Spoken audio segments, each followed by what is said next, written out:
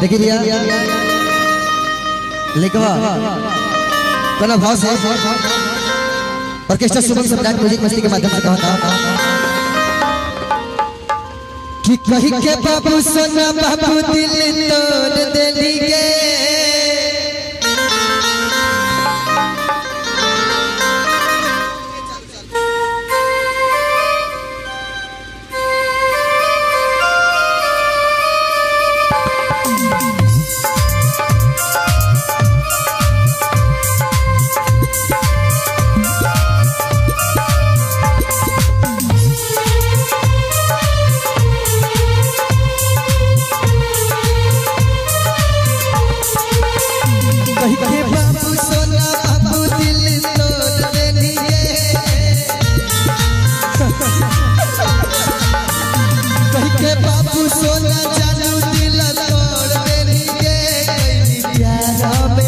प्यारा में पागल फिर छोड़ देनी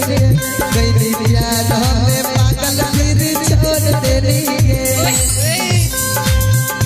कहीं के बाबू सोना जाना दिल तोड़ देनी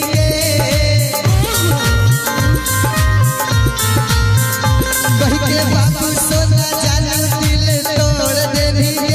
गई प्यारा में बाबू फिर छोड़ देनी कई प्यारा में पागल फिर छोड़ देनी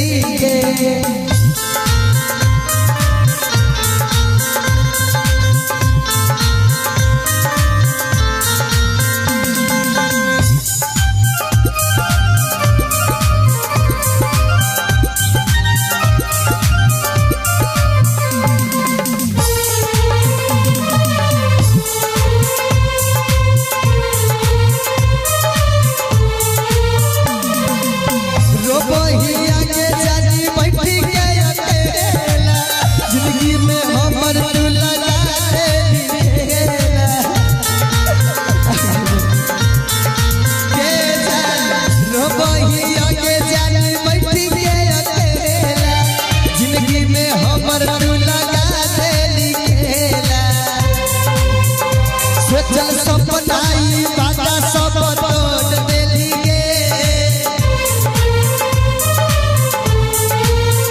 सोचल सपनाई बाटा सब तोड़ देली गे कई प्यारा में पागल छोड़ देली गे कई प्यारा में पागल फिर छोड़ देली गे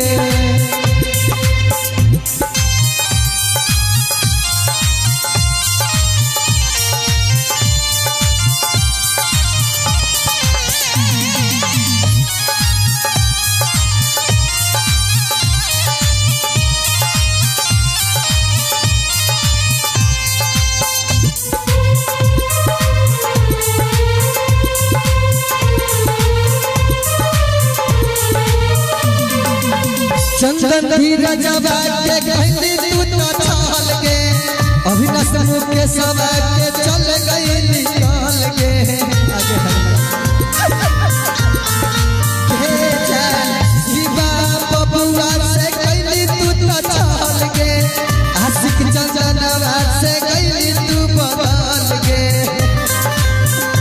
याद करी तो हर साल छोड़ देली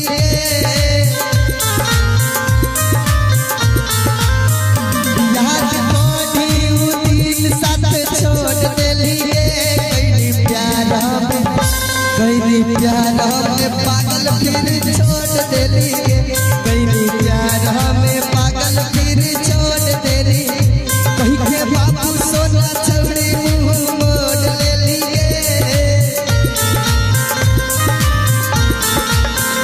कहीं के बाबू सोना छौड़ी दिल तोड़ देली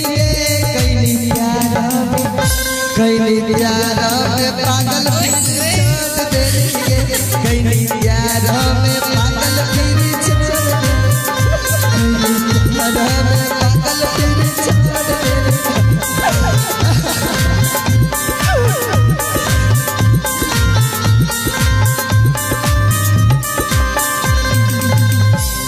प्यारा में पागल फिर छोड़ देली गे।